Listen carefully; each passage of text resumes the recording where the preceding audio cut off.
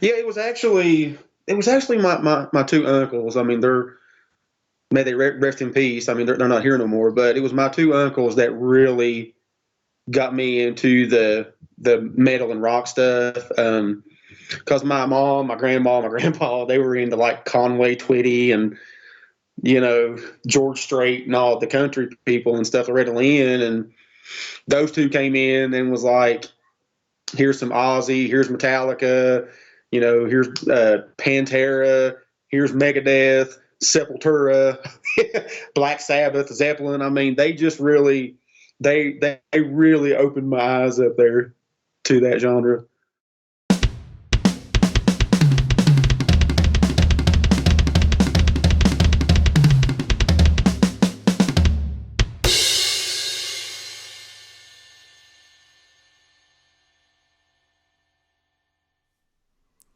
Hey everyone, welcome back to the All Music Matters on That podcast. I'm your host, Brian, and joining me today, it's Shawn Wells. How you doing, brother?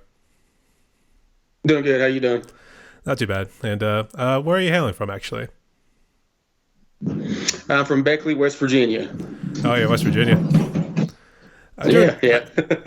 I've driven through there a good number of times, and it's always going to like Georgia, so I could say it's bigger than what it looks like. I will say that much. So.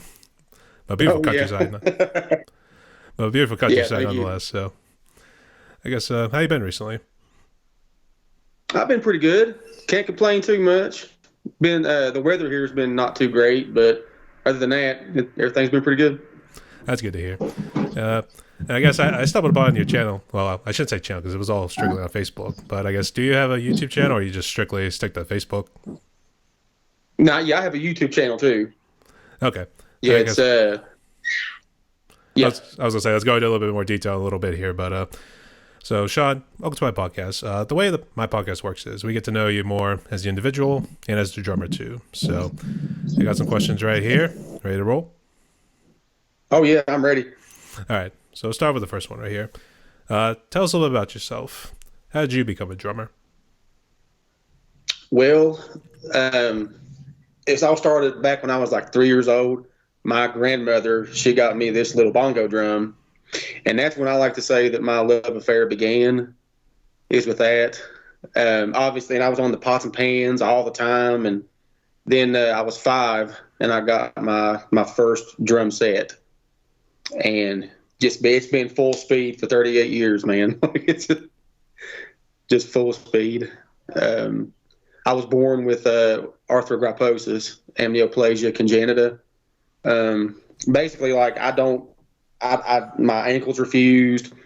I have no hip joints, so it's all muscle, and my wrists are fused as well. So it's been a pretty interesting ride so far.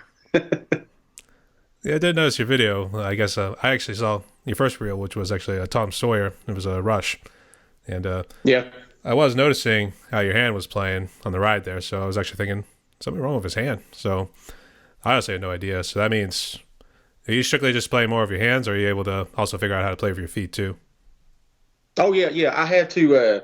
All of my power and my speed comes from my hips, because my ankles don't move at all. Just my toes move a little bit.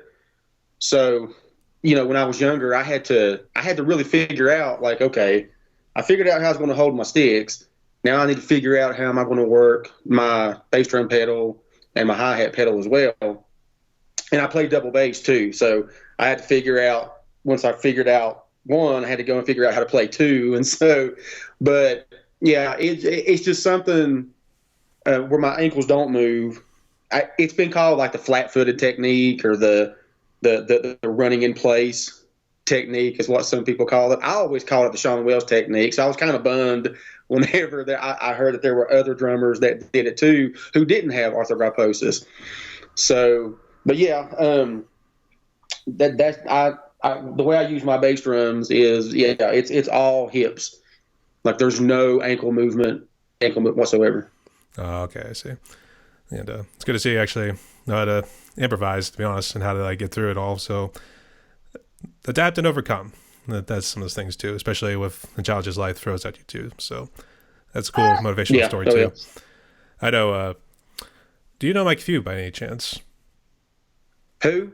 His name is Mike Few, and he was actually a friend of mine from South Africa, and he's a quadriplegic, and I think I've heard of him. he his story's pretty touching too, and these guys' stories, I know they get a little touching at times too, but he's mainly able to improvise, but he's not able to play any sort of kick drum. He has to do it all with his upper body and everything too. So Yeah.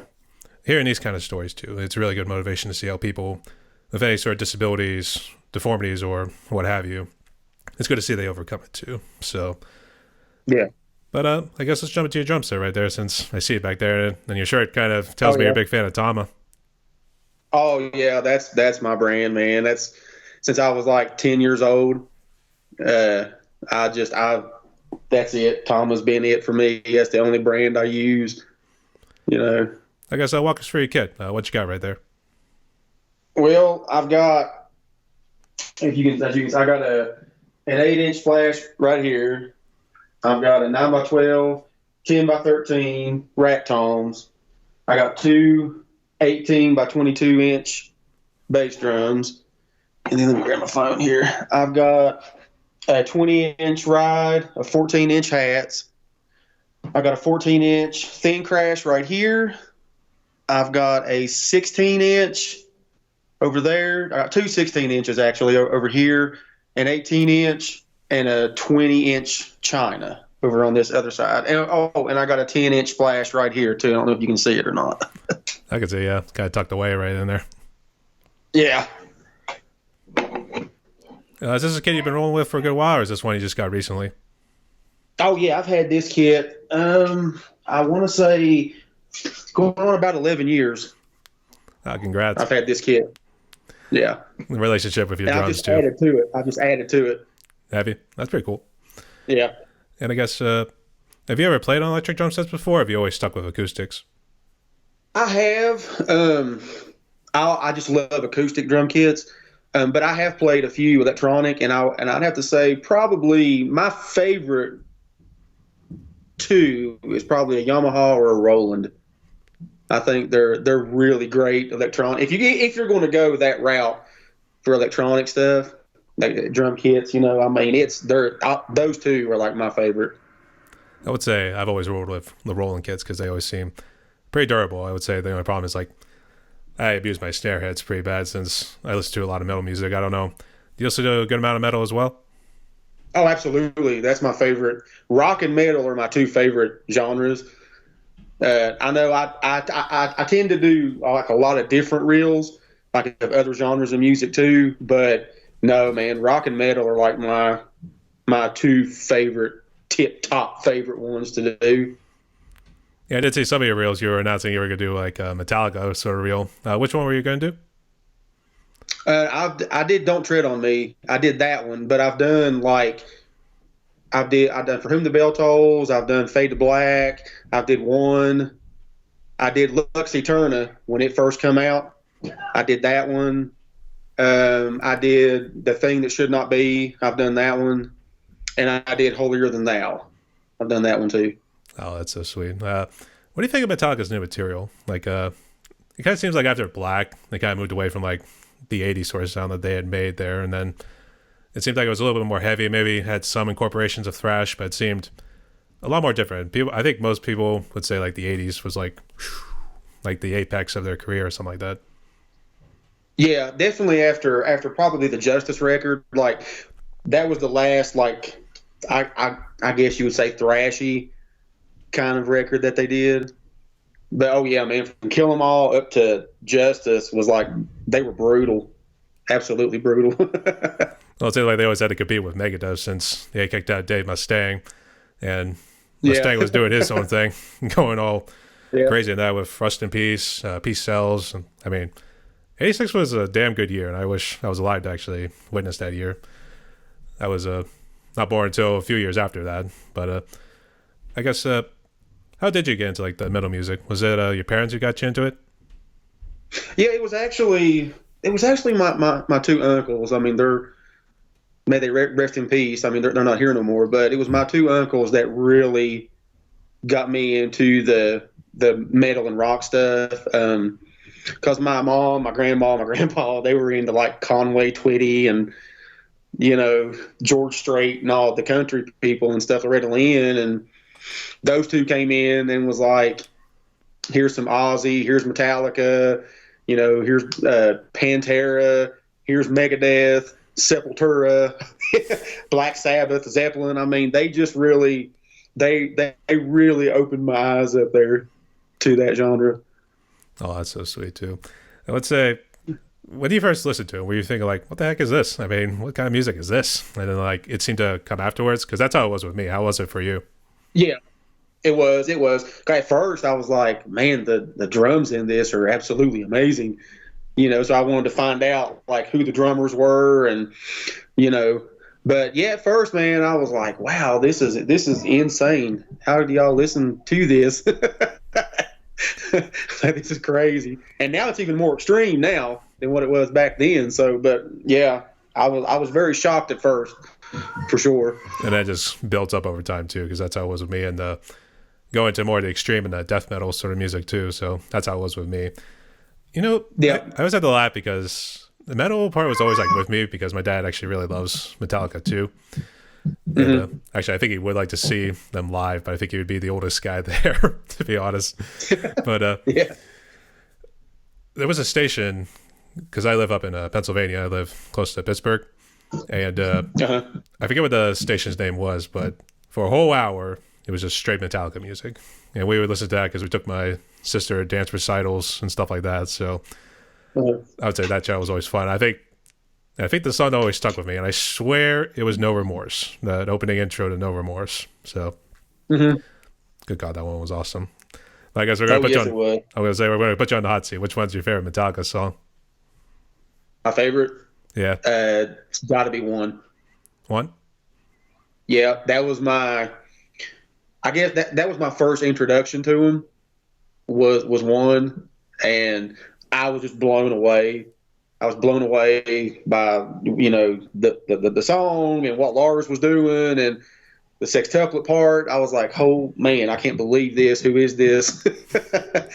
And my uncles, they were like watching me when the video came on, and they showed me the video, like, oh, check this out, and I was just floored, man. Like it's definitely One is that's my favorite one. I mean, I have many of them, of Metallica songs that I love, but that one's like my number one favorite. I always got to laugh with the Justice album, because it seems like they either cranked up the mic pretty good, because you just hear like when he's hitting the double bass and everything too. It's just stands out. It's like boom, that sort of thing. Do you notice that too? Oh yeah, man. Yeah. Oh yes, absolutely. And his snare is like, it cracks. It's got a real good crack to it. I mean, it was just amazing. And after I heard it, immediately I begged my mom, and we went out and I bought from Kill 'Em All up to Justice. I mean, I bought all the record. And then it was a year or 2 years later is when the Black album came out. And then I was like, I have to get that one too. So. Yeah, the Black album was it was decent. It still had like some of their elements to it, but I would say Through the Never, and actually I heard the song Sat by True last night, which kind of reminded me of it. So. Oh yeah. Was that be the kids in the background? Yeah, I like Through the Never. That's my grandbaby, actually. Oh really? Yeah. I don't know what you're doing to her, but come on. All right. Yo, I guess get back into our little script that we have right here. What brand are your sticks actually? My brand of my sticks are Diamondback drumsticks. I'm actually endorsed by them. I've been with them for about, I want to say going on about 5 or 6 years now. They're laser engraved down at where you hold them at, and they're really great, man. They're really great, well balanced sticks. I was a Vic Firth user for years and years, and then a buddy of mine told me about these, and he let me try them. And then they actually had seen a video of me online playing, and they didn't realize that I was actually using their sticks. And so I was like, well, man, I've already used y'all's sticks. Yeah, I love them. I like to get a pair. And then they asked me if I wanted to maybe become an endorsee, and I was like, sure. I like them. They're really great sticks. I never heard of Diamondback before. Are they U.S. brand? Yeah, they're a U.S. brand. They're still kind of fairly new. I mean, it's really hard for them, I guess, to compete with like the Vic Firths and the Aheads and all that. But I mean, they're a small company. They're based out of Texas, but they're wonderful sticks, man. I absolutely love them. Absolutely love them. I'm gonna say if you name your company Diamondback, it has to be something out of the Southwest. Considering you have the baseball team, the Arizona Diamondbacks. So Yep. All right, clever enough. I guess are you able to show them right now? Because I'm actually curious to see what their designs like. Yep. Let me grab them real quick. Oh. I don't know if you could. This is actually my like grip stick design thing that I have on it, but like down through here, like right through here, it's laser engraved. So it's got like a rattlesnake. If you ever felt rattlesnake skin, it's got that kind of feel texture to it. So it feels really cool. Oh, I was able to see it now. It's like, yeah, it kind of looks like the rattlesnake sort of skin. Yeah, man, it's got a really cool. It feels really cool. That texture does on it. Is it like a 5A or a 5B or anything like that? 5A. Okay. I always use 5As. To me, it's light enough, but it's also heavy enough too. Still yet, and I use nylon tips. I did notice. What sort of is that sort of grip right there? It kind of almost looks like a black duct tape, actually. It is, yeah, it is. I'm still trying to work on the actual patent for it, but it is. It's just like a mock thing that I have to use. I have grip in my hands, so it's not a big gripping issue thing with me. But for me, it's where my hands were they like all drummers we sweat really really bad, especially when we're doing 1.5 2-hour shows and stuff. And so my hands would get really really really sweaty. And so I was like, I got to, and I would be so focused on trying not to drop my sticks or anything that it would kind of affect my playing a little bit. So I was like, I got to come up with something. I got to come up with something where I can be more relaxed. And I thought of this about probably 20 years ago, and I've been using it ever since. But I've actually, there's people who has like gripping issues I've kind of given my little design thing and they've used it. And it's actually helped them a lot as far with their gripping issues that they have. That's an interesting way to overcome the issues you have with gripping as well as like with your hands as well. That's pretty interesting. I guess I would say my biggest problem has always been like the sweaty palms, but I notice it more when you're shooting the video. I guess do you notice that too when you try to shoot your reels? Yeah. It always happens. Yeah, it's such a pain. It does, man. It does. It happens all the time. It's almost like when the camera eye comes on, that's we got millions of eyes now staring at us right now. So that's what I want to call it.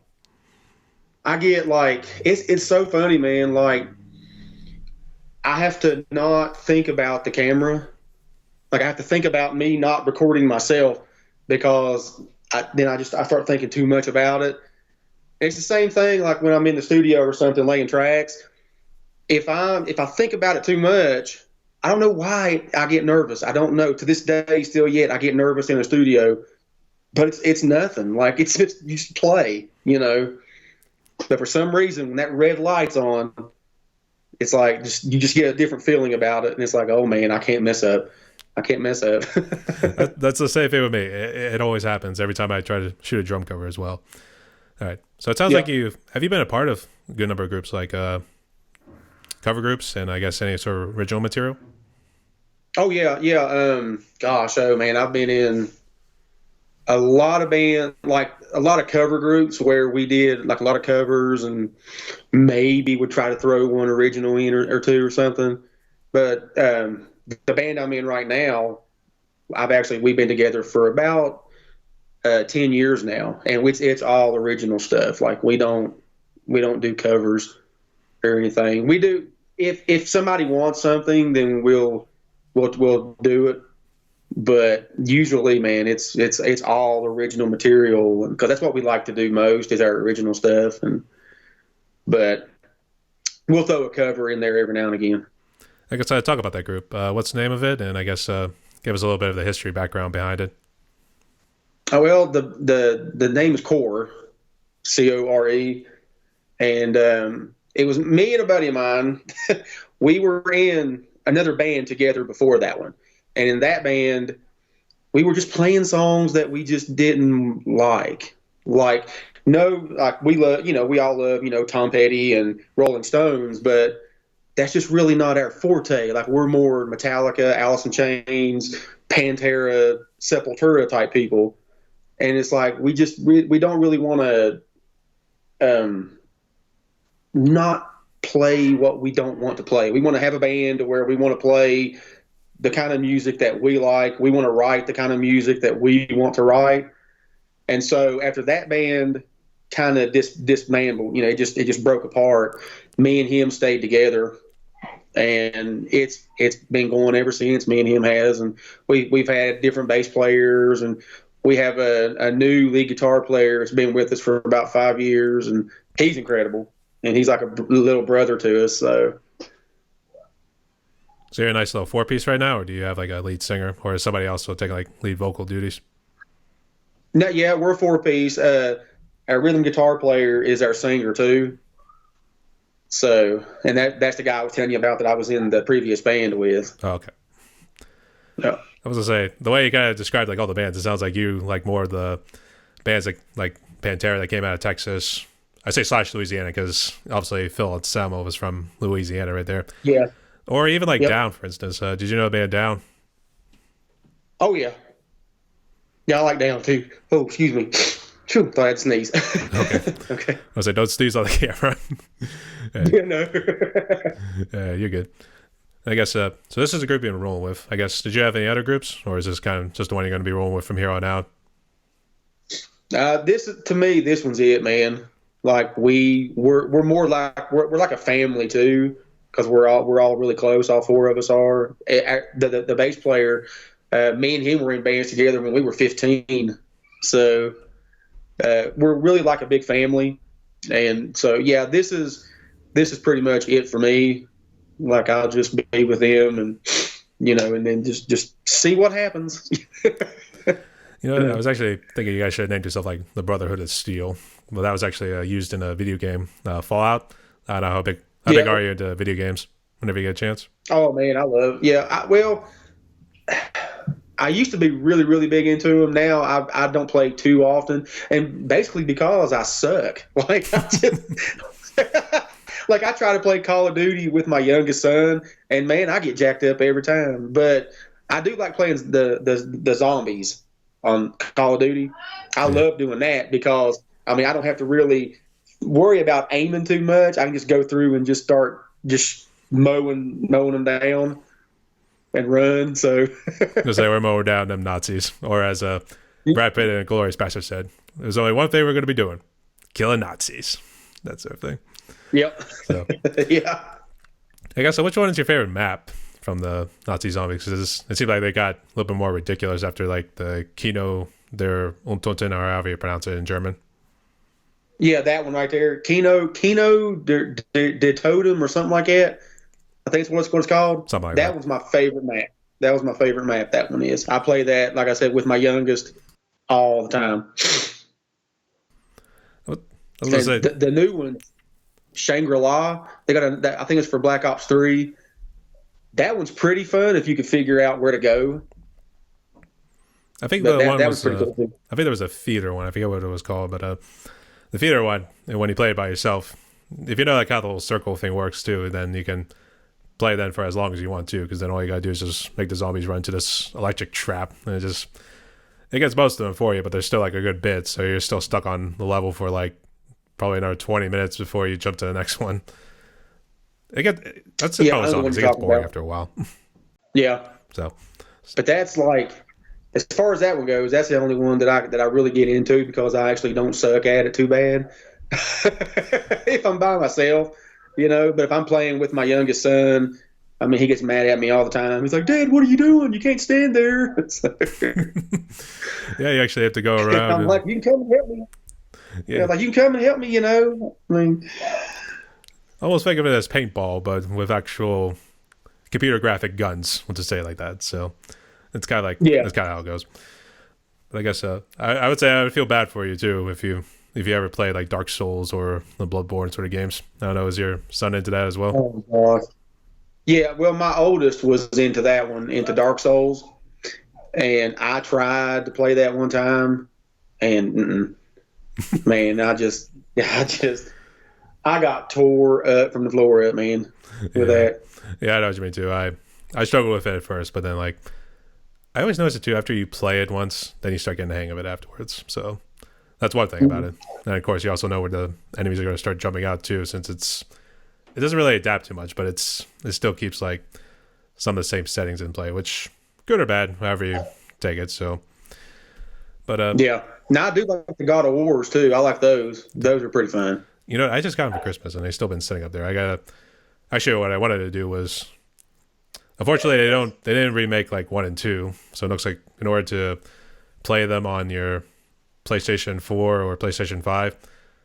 Or actually, Yeah. I think they might have a PlayStation 5. I don't know, but for PS4 at least, it looks like you need to buy like this little premium plan just for. I think they might do it for a year, but I think I'm just gonna do that briefly and then just cancel it altogether. Just do the one-time payment and be done with it, or something like that. Mm-hmm. And then eventually work my way up, so that way you play 1 through 5 all the way. So, but it seems like they always done very well. So it seems like God of War always has a good story behind it. So we shall see. Yeah, I enjoy those. Yeah. We shall see. But in the meantime, talk about sticks. I guess let's jump into your YouTube channel. What was the name? Because I've only been able to see your reels. I didn't know what your YouTube channel name was. It's Shawn Thunderfoot Wheels. It's about the same as my Facebook. Okay. I guess. Yeah, Shawn Thunderfoot Wheels, 1980. Oh, really? That's actually a full name now, because now they do a little @ symbol, and I think that's the name they'll give you. Mm-hmm. But I guess gonna talk about your YouTube channel. When did you start it, and what do you hope to achieve with it? I started it a year ago, and I was always really bad at YouTube. Like when it come to like the hashtags and really like trying to get in the algorithm. And so I didn't really fool with it too much until they come out with the YouTube Shorts. And when they did that, I was amazed because I was like, well, I just did a reel. I think it was Led Zeppelin, I believe. I did it for my Facebook page, and I put it on there. So I was like, well, I'm just going to throw this on these YouTube Shorts. Just see what it does. Maybe try to do some hashtags and see if it works or not. And I had 8 subscribers, and then I jumped and had like 150. And then I was like, wow, this is this is not too bad. And that's when I started to concentrate on YouTube as well as my Facebook page. The YouTube Short just really makes it easier, I guess, to really get out there and let people hear you and see you and stuff. So my YouTube channel is definitely growing.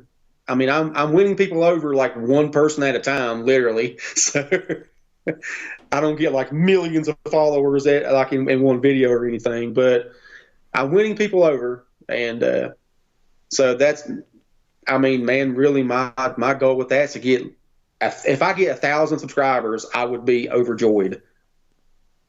I would just be happy, if I got 1,000 subscribers. I'll say you definitely are an inspiration, and considering the things you've done, and even with your struggles with being able to hold your sticks and also do the kick pedal too, I'd say, yeah, you could definitely reach that no problem. Because, like I said, you're an inspiration, dude. No, I appreciate that, man. Yeah, I do. I really appreciate that. But it's just that. If I got 1,000 subscribers, man, I'd be happy. I'd be overjoyed. Probably throw a party or something. A good excuse get wasted, as some people would. So I guess where are you at right now? Right now, I'm at 374. Right now, slowly but surely. All right, but you seem to be killing it on reels. Yeah, some weeks are better than others. I don't know what it is. I guess it just depends on what cover I do. If people are really into the certain band that I'm doing or whatever. But I'm doing pretty good, fairly good on Facebook. Again, it's just one of those things. I'm winning people over like literally one person at a time. So I think the Tom Sawyer reel has like over 10,000 views now. So I was really proud about that. I was really, really proud about that one because, I mean, as you know yourself, Neil Peart is not easy. His phrasing and everything is just really crazy. And so to have people, literally tell me like, dude, that was a bold move, man, trying to do Neil Peart and you nailed it.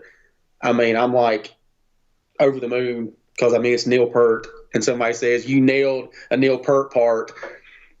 That's it. it's like that's it, man. Drop the stick. That's it. The stick drop. That's what. Yeah, stick drop. Just boom. I did it. Instead of the mic drop as they would normally do, like a. Yeah. That'd be more the vocals who would do that. So we just dropped the sticks to make a statement. So. Yep.